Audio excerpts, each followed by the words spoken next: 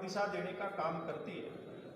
और यहां तक कि अगर कोई समाज की रक्षा के लिए अगर शस्त्र उठाने तक की बात आती है तो इन संत महात्माओं ने हमारा मार्गदर्शन किया है। भगवान परशुराम जी से लेकर के वर्तमान तक हम इस बात को देख सकते हैं।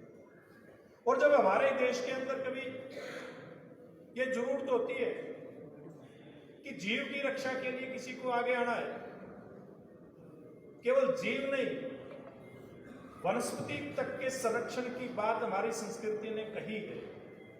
और जब जीव और वनस्पति के संरक्षण की बात आती है, उसकी रक्षा की बात आती है, तो विश्नोई समाज के अगवा के रूप में गुरु जम्बेश्वर जी भी हमारे ही समाज से निकल के आते हैं। यानी कि किसी भी प्रकार का आप उदाहरण देखते हैं, किसी समाज से कोई योद्धा से लेकर के और संत महात्मा हमारे बीच में हमारे को मार्गदर्शन करने के लिए अलग अलग समय के ऊपर खड़े दिखाई देते हैं।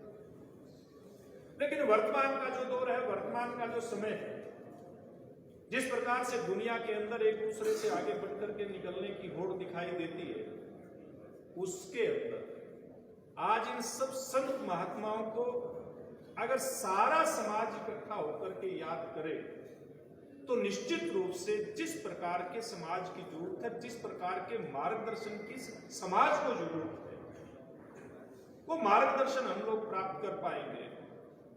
और उन संत महात्माओं के बताए हुए रास्ते पर आगे चलते हुए एक स्वस्थ समाज का निर्माण करते हुए हम सब लोग अपनी भूमिका को निभाते हुए ये देश तो दोबारा से भाव समझे, जो ये देश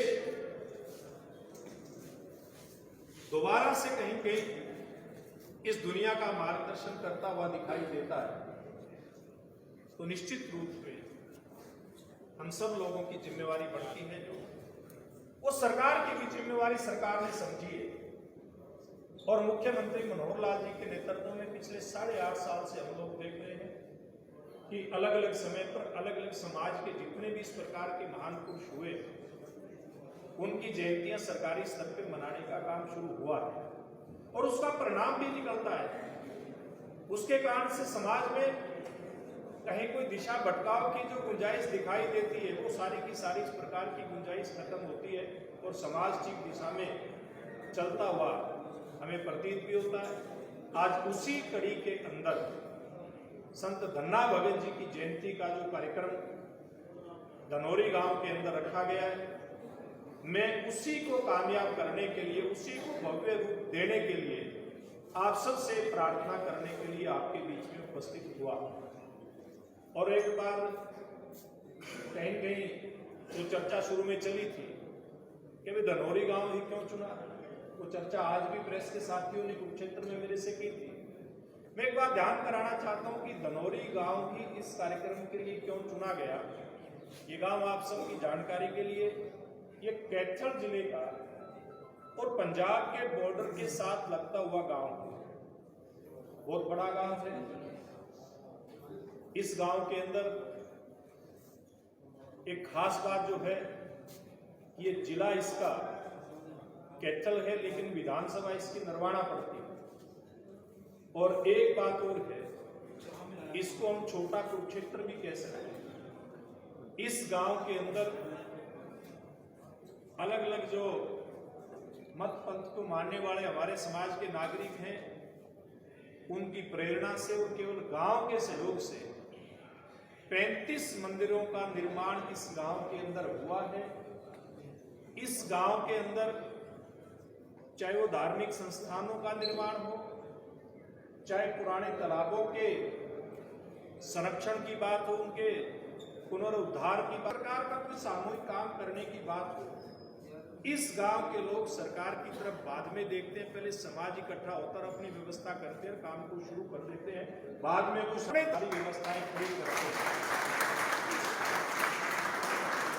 इस प्रकार का एक और सबसे पुराना धन्ना भगत जी का उस गांव के अंदर बना था। यानी कि बहुत सारी ऐसी विशेषताएं हैं। और एक विशेषता और है जो शायद इस पंक्ति में बैठे राजनीतिक लोग हैं उनके लिए तो प्रेरणा वाली है ही, इस साइड में बैठे हुए हमारे बंधुओं के लिए भी प्रेरणा की बात हो सकती है। गांव के अंदर चुनाव होते हैं, चुनाव में, छोटे चुनाव में, चाहे नगर पालिका परिषद का चुनाव हो या गांव का पंचायत का चुनाव हो, बड़ी कटुताएं आ जाती हैं। लेकिन वहां पर इस प्रकार का वातावरण नहीं है। वहां पर जो भाईचारा चुनाव से पहले रहता है, चुनाव के तुरंत बाद हारे जीते सब लोग बैठ करके गपशप करते हैं। हारा हुआ भी जीते लोगों को जाकर के बधाई देता हुआ अगर कहीं दिखाई देता तो धनौरी गांव के अंदर दिखाई देता है। और इसीलिए उस गांव का बहुत सारी चीजें देखते हुए ये चयन हुआ और उसमें आप और हम सब लोग बहुत जिम्मेवार यहाँ पर हमारे जाट समाज के, जाट संस्था से जुड़े पदाधिकारी, सब संस्थाओं से जुड़े लोग यहाँ पर उपस्थित हैं। इस जिले के सब चुने हुए प्रतिनिधि भी हमारे बीच में उपस्थित हैं।